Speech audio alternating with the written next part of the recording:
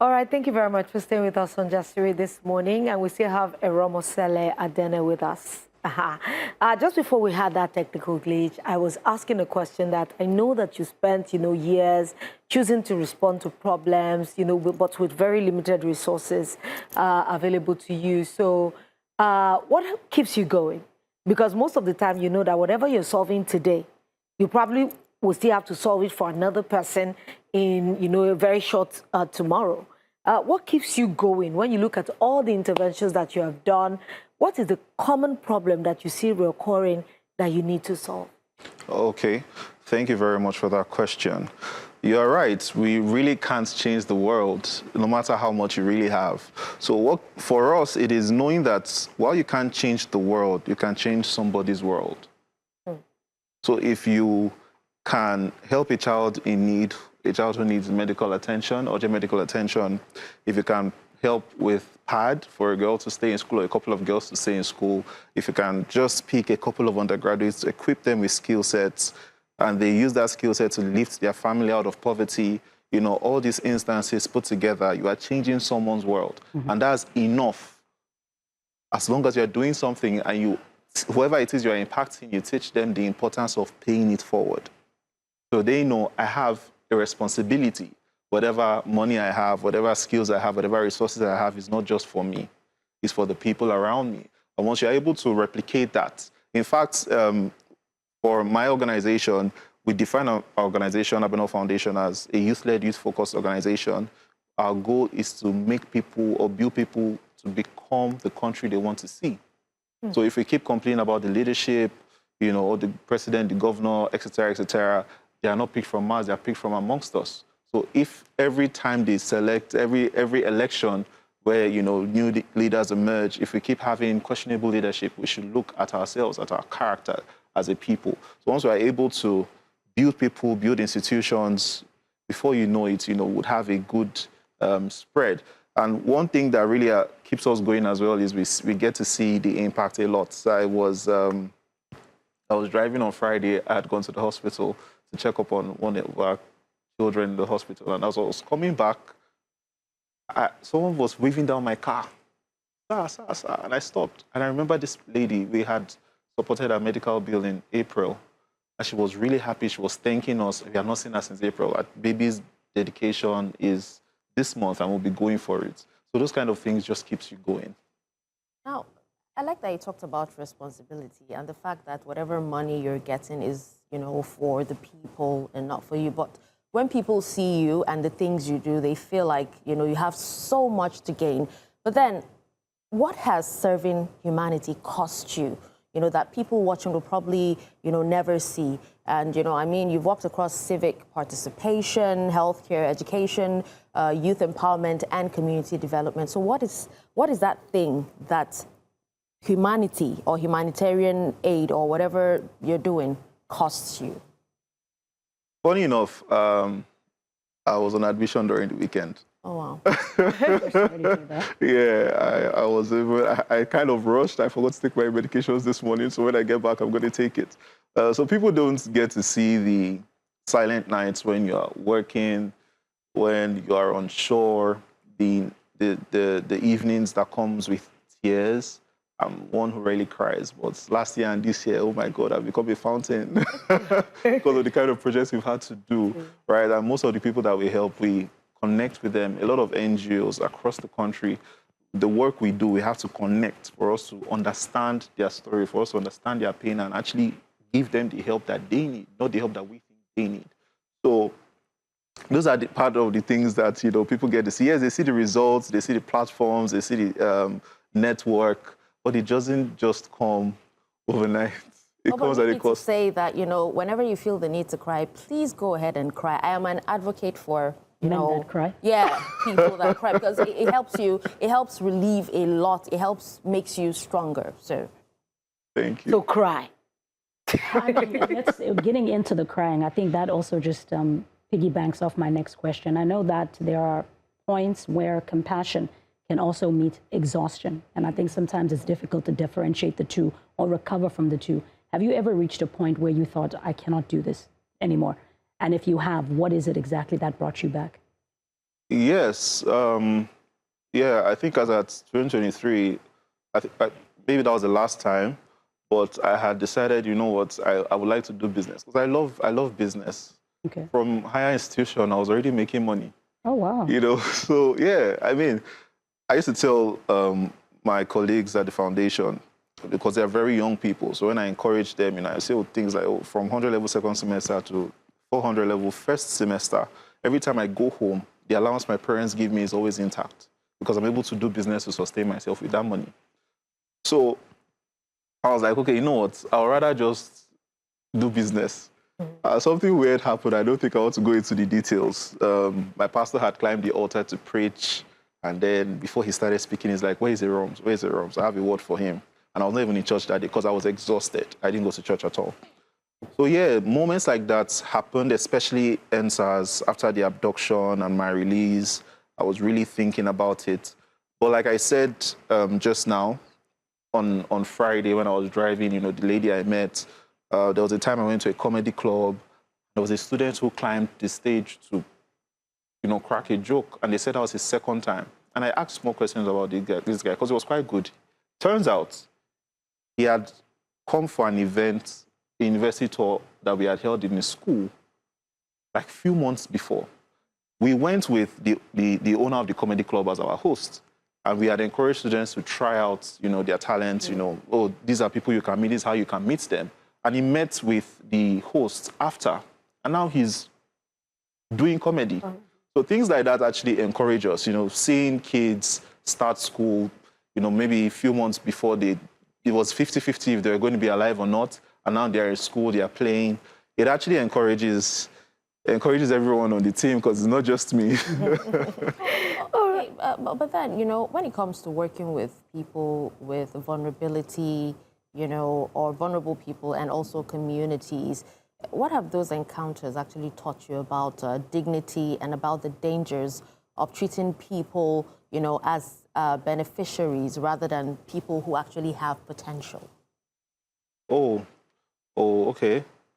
It's quite dangerous to take out the humanity or the integrity of people when you're trying to help them. A lot of them is just situations. Otherwise, nobody hopes to be in need or be at the mercy of someone. Nobody hopes for it. And at one point or the other in our lives, we've been in that situation before. And I'm very sure we didn't want our dignity to be, you know, messed with. So when you are helping people, remember that they are human beings. Remember that it's not their choice. It's not their decision that, you know, maybe a wrong decision, but it's not really their choice. So you have to still remember that they deserve the best. They deserve to be treated like the kings and queens that they are. Do you understand? I mean, I don't want to go into details, but you must treat people with dignity. If there is something that someone I look up to says, it says, if you have so much money, or if you had so much money and maybe shortly after you become broke, if it takes you too long to get back up, then you didn't invest in people. Because if you invested in people when you had a lot of money or when you had a lot of resources and you are going down, in fact, the moment they see you going down, they would want to be a part of, you know, they want to hold your hands and lift you back up. Yeah, so always treat people with dignity. No matter how vulnerable they are, you don't know tomorrow. Right. You are in their life for a reason and for a purpose, so just help out. I mean, I think every day should be a humanitarian day because we are all humans, but specifically now, World Humanitarian Day is built around acts of humanity. That's the foundation, the bedrock. And these include a call for protection, accountability, and action. What does the phrase mean to you beyond a hashtag? And what should acts of humanity actually look like in Nigeria tomorrow morning when the campaign is over? So it's the humanity, the act of humanity is something every Nigerian has to take up. It's not for certain people. Yes, certain people might have the capacity to, to do it on a larger scale. But every one of us, it's our responsibility. No matter where we are, no matter the stage we are in life, no matter how hard we think things have become for us, there is always someone who has it worse. There's always someone who your spare cash means the world to them. Let me give you an instance. I had decided this year that every ABENOL staff, even volunteers as much as possible, will follow me to the hospital whenever we want to select a case so that they would understand the work we're doing. And it doesn't just become job for them. It doesn't just become their 9 to 5. It becomes a part of their purpose. And so when we went to the hospital, I went with my data analyst. When we got there, there was this woman. She came in with her baby, probably she was even a teenage mom. She had come in with her baby, and they needed 500 naira to stabilize the child. She didn't have it, she couldn't transfer. She didn't have it in a bank, she didn't have it in cash, she didn't have anybody she could call. One of the medical personnel had to pay from pocket. And then we needed another, I think, like 25K to, get medications for the child to become okay. And we had to pay for that. And he was just like, wow, 500 naira. Mm-hmm. So at the end of the day, what I'm trying to say is the 500 naira, if you're watching this, you probably have 500 naira you can spare. You have 5K you can spare, no matter how, yes, things might not be as easy as it was, but trust me, there are people around you that need it. The things you buy, you don't need to waste it. I'm not a fan of, before I sound like a Nepo baby and my helper refuses to help me, but I'm not exactly a fan of swallow, like Gary and all those things. When I get Gary and Semo and all those things, rather than letting it waste, I give it out. So to disperse the security or whoever, I know that they need it more than I do. So they can always have it. And that's something every one of us, a characteristics or a character that every one of us should possess. Wonderful. Eromosele, I believe that this is where humanitarianism, gets complicated, because sometimes a child can need an operation and you cannot tell the child to wait until the healthcare reform is probably sorted out, or if a girl cannot afford sanitary products and she needs them now. If a young man has no opportunity, telling them to work harder sometimes does not create one. Relief is necessary, and that's why I believe that the work that you're doing is very, very important. So NGOs can provide sanitary products, fund surgeries, train young people, but they cannot replace a functioning healthcare system, education system, or social protection system. Where should humanitarian, intervention end and government responsibility begin? And at what point does humanitarian work risk allowing government to escape responsibility? Because some of these things that you do, the government can do some of them. So how do we draw that balance when it doesn't become you're doing their work or they are not doing anything at all? That's very, very insightful and a very insightful question. For me, I'd like to first say, when we say humanitarian work ends and then government work begins, I like to see it as working hand in hand rather than one end and another starting. And what I mean is this: no matter how prosperous a nation is, they still need the private sector to do some partnership with them. So even the big countries like China, America, they still have private investors. They still have, individuals working together to achieve a common goal. How much more, countries that don't have as much clout or as much resources as they do. So it's usually would work hand in hand. There is also the part where... Nigeria is a peculiar country. The hand that you are trying to lift is not working. He has stroke. So when you are lifting, how do you find the balance when one hand is ineffective? So that is why, as an individual, I'm still an activist, for example. And in ABENOL, we also include a lot of civic participation, like you said. So for us, it is important to let people know that this thing we are doing, the government can't do it for you. And this is the tier of governments that should be doing it for you. It's very important. That part is very important because a lot of people blame the president for everything. Yes, he has his responsibilities that he should carry out. But if you are blaming him for things that are not within his office, you are simply letting the person who should be responsible for that get away with it. So we're talking, let's say, primary healthcare, for example. It's not exactly the president's job. It's not even the governor's job. It's the local government chairman. For healthcare, yeah. Yes. Who should do the primary healthcare? Who should ensure that primary education is available? So once you keep blaming the president, the local government chairman is looking like, oh, there's no smoke on me. he does like And there's 12 years. no smoke on And there's barely any smoke on them. So that's where the balance comes in. And as citizens, as much as we are doing humanitarian work, we must also ensure that we are calling out the government to carry out their responsibilities while they were voted into office, you know.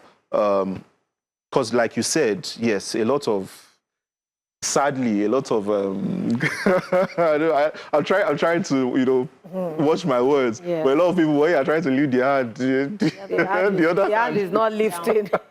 So yes, there has to be that balance. You know? So now your UESS initiative focuses on skills and financial education as well as mentorship for undergraduates. Is empowering someone especially more sustainable than simply giving them financial assistance? And what have you learned about the differences? Okay. So I think I would start this with the proverb, don't teach a man how to fish. Don't give a man fish, teach him how to fish. It's important that we equip people with what they need for the future. If you keep giving people 5K, 10K, 20K, they will keep coming back.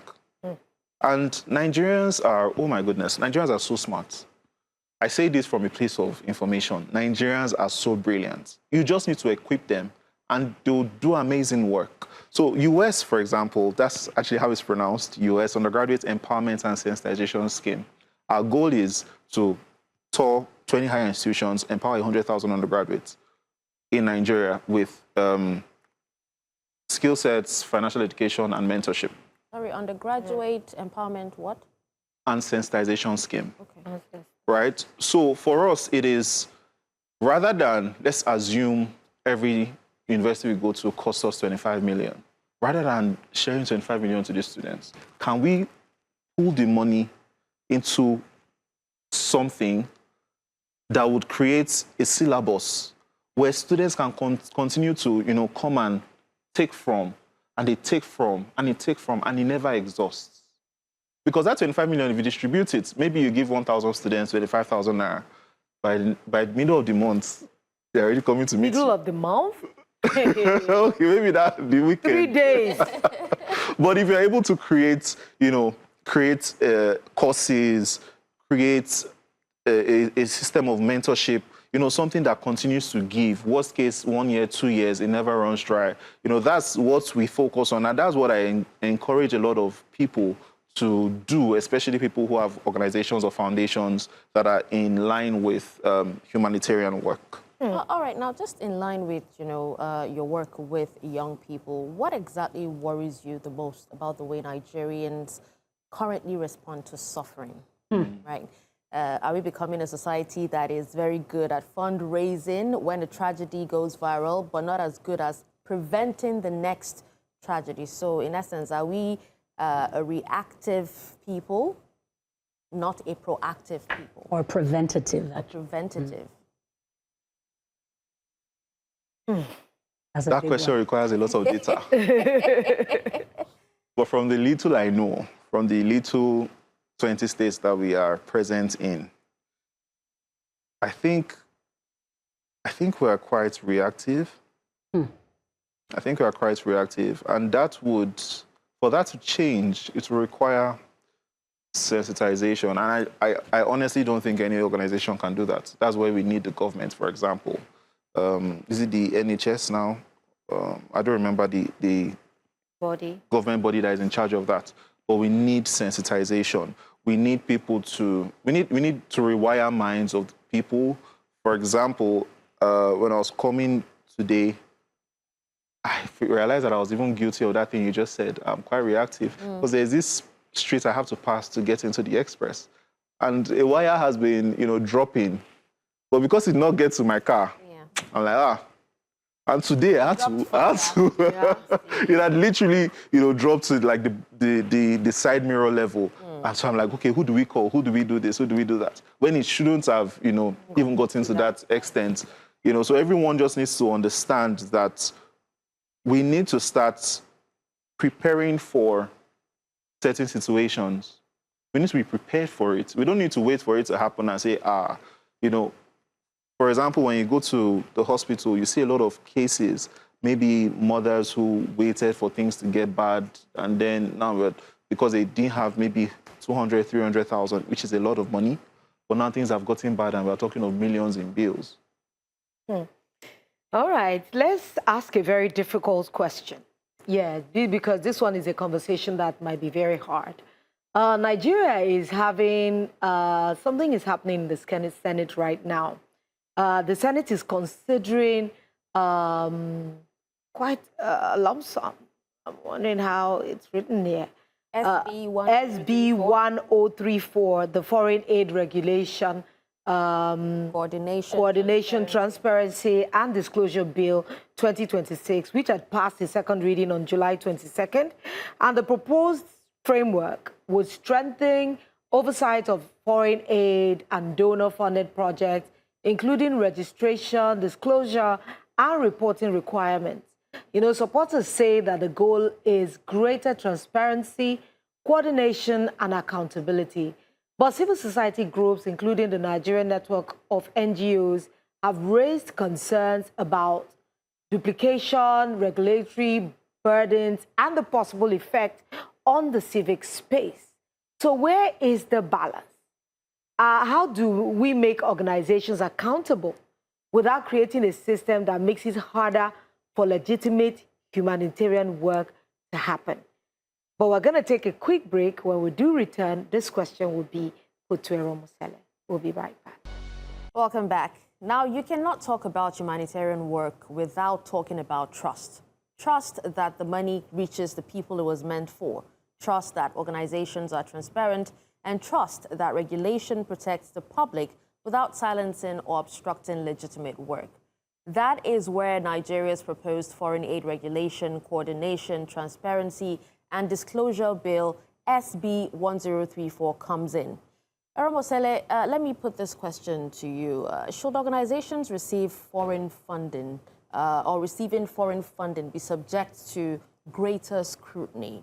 You know, I know there have been a lot of questions about, you know, funding terrorism and all that through humanitarian, you know, organizations and all that.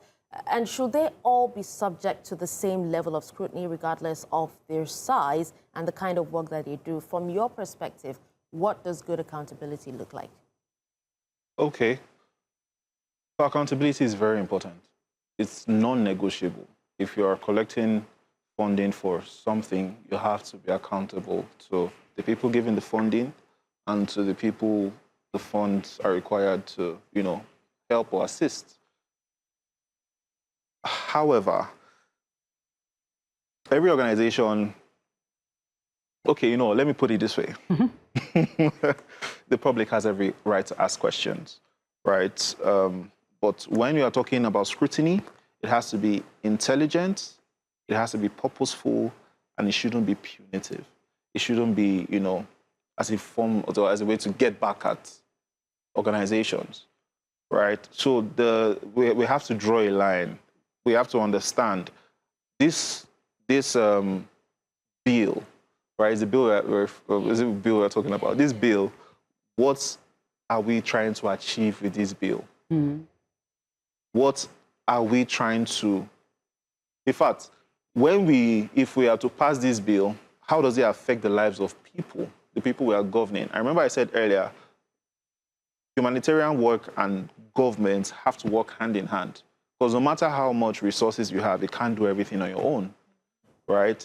So if you have the humanitarian community working side by side you, it should be an environment that there should be the environment created should have trust, and it should have ease of, you know, doing work together or working together. But I'm just wondering that, okay, what would be the purpose of this bill? Do you think that as it is, NGO has accountability? Because I know a lot of NGOs that get foreign sponsorship or funding, and whatever they're using it for is just solely theirs to manage. Nobody is overseeing to be sure that, okay, what they're getting the grants or the funding for is being used for it. And I heard even churches and mosques would be affected by this particular bill as well.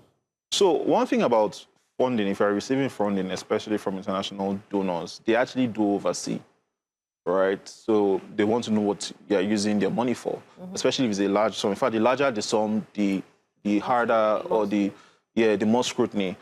I understand where the part where the government, wants to know, wants to have an idea what is going on.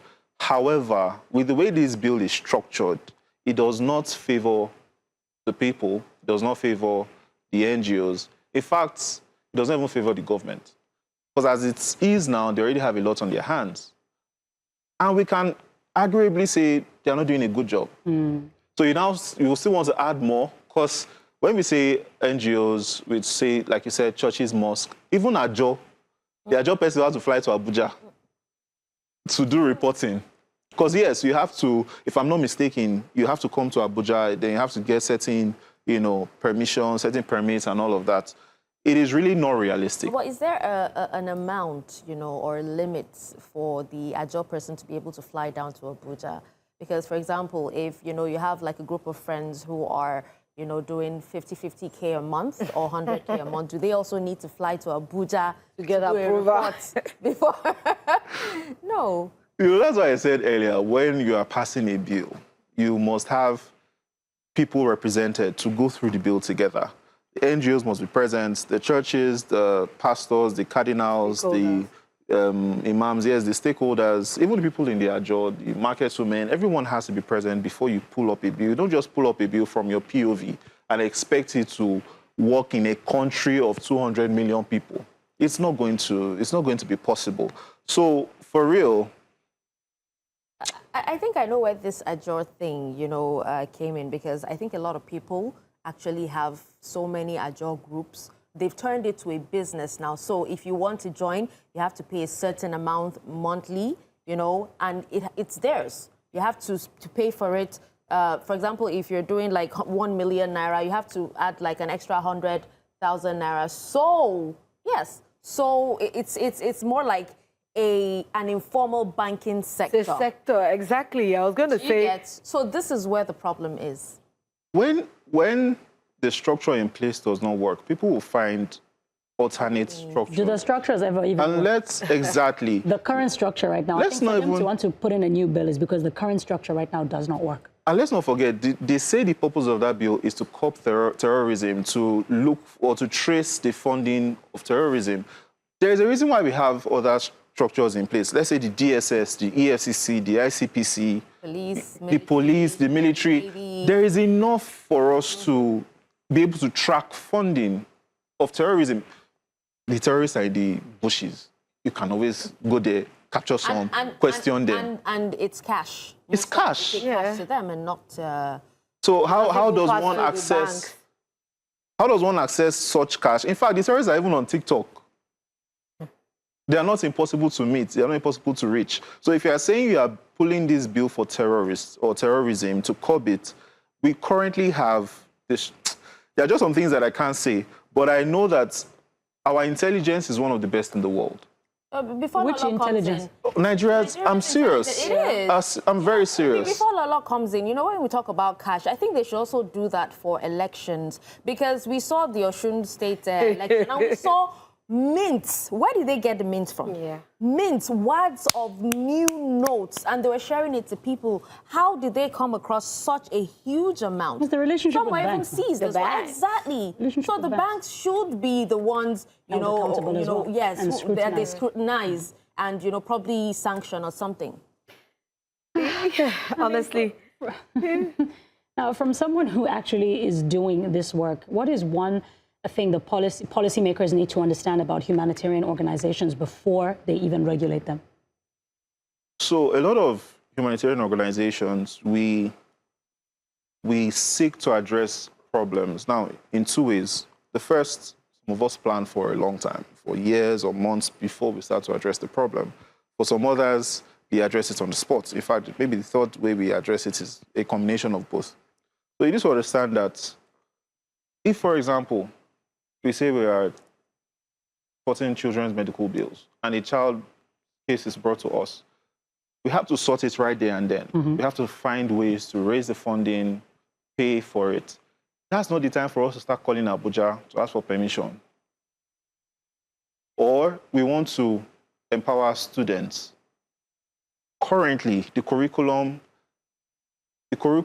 does not match the current labor market needs. So there is that. You have to understand that humanitarian organizations still need their independence. Yes, we are not saying don't scrutinize, we're not saying don't hold them accountable. You should hold them accountable, but use the current systems in place. But hold them accountable in such a way that you are not stopping them from being expressive. And, you know, the Gen Zs, the millennials, and, okay, let's even talk about the Gen Alphas, but at least for now, the Gen Zs and the millennials, they are very expressive people. And it shows across the leadership, or let's not even say across the leadership, but I'm talking organization-wise, because a lot of organizations now are being led by, you know, younger people are taking over, or they're starting their own, and they love being expressive. So anything that's, you know, feels like a cage does not favor the people. The government has to understand. They have to understand. I understand that it's easy for them to just wake up and fly themselves and 15 A's to Abuja, and they can't understand the plight of the people that, oh, why can't you come to Abuja? Because I was talking with someone last year. It was like, oh, okay, let's meet in Rivers State, and after Rivers, I'll be in Abuja, so you can come and meet me in Abuja. I'm like, how much is flight ticket? You know, a lot of them are really not, they're out of touch with what Nigerians are going through. So very quickly, sorry, Lolo. For someone that's watching, we keep using the word humanitarian. I think we mentioned NGO as well. Yes. Can you just categorically, I'm having a blonde moment. If someone says, I want to get into humanitarian work, or I want to start a humanitarian organization, can you give us a bit of a breakdown of what humanitarian organizations are? Because someone can sit here and say, is church a humanitarian organization? But they have a lot of donations. They get a lot of donations, so. Yeah, you know, for the church, for example, I know they do a lot of humanitarian work. Some churches have free schools. Some churches, you know, pay medical bills. They feed people as well. So, yeah, we can call churches that. You can even call mosques that, because they do that as well. But for me, I'll say humanitarian organizations are organizations that are people-centered. They're people first. And let me use the definition of social entrepreneur. They are doing things not for profit. Like that? Yes, but they are doing things to impact the lives of people. Profit is not their go-to. Like that. Okay, well, I think this is where we draw the curtains. Thank you so much, Eromosele Adene, nation builder, entrepreneur, and founder of ABENOL Foundation. Today, we have actually talked about humanitarianism, you know, beyond the photographs, the donations, and the headlines, because sometimes humanitarian work is a person carrying another person's burden, but there's a harder truth as well. A world that constantly needs rescuers must eventually ask why so many people keep needing to be rescued. That is why humanitarianism can not only be about responding to suffering, it must also be about dignity, opportunity, accountability, and change. And on this World Humanitarian Day, the message from the United Nations is clear. Concern is not enough. Action is required. To everyone serving humanity, especially those doing it quietly, locally, and at great personal cost, we see you and we greatly appreciate you. So thank you so much once again for joining us. Thank you for having me. That's our show for today. I want to thank everyone who has joined us on Jasiri today. Tomorrow we'll be right here again on Thursday. So make it a day with us. We'll see you again tomorrow. Bye.